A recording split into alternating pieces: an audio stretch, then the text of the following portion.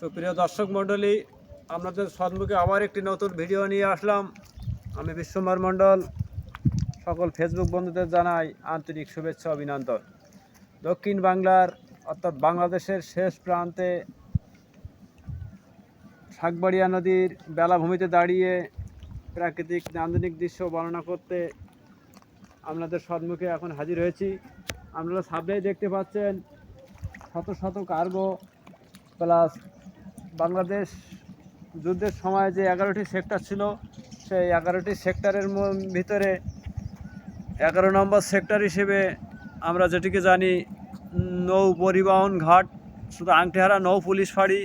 তার সামনে আমরা কাজের ফাঁকে ছোট্ট একটু বিনোদন দেওয়ার জন্য আপনাদের অবগতির জন্য জানানো যাচ্ছে।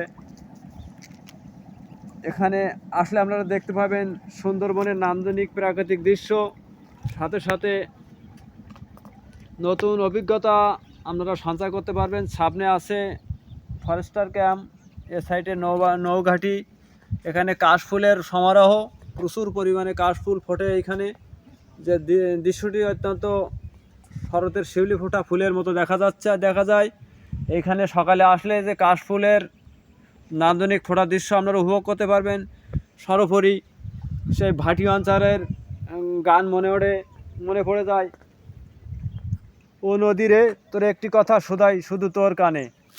এমনটি একটি গানের প্রথম আমার একটা লাইন মনে উঠে গেল, যে আসলে এই নদী আমাদের নানাভাবে আমাদের বাংলাদেশের মানুষের মা মাটি মানুষের সাথে মিশে থাকে। এই নদী থেকে প্রচুর পরিমাণে সম্পদ মৎস্যজীবী জেলেরা সংগ্রহ করে থাকে, মাছ, কাঁকড়া, মধু সুন্দরবনের, যা অর্থনৈতিক ক্ষেত্রে বাংলাদেশের সিংহভাগই অবদান রাখে। এই বলে আমি আমার সংক্ষিপ্ত বক্তব্য এখানে শেষ করছি।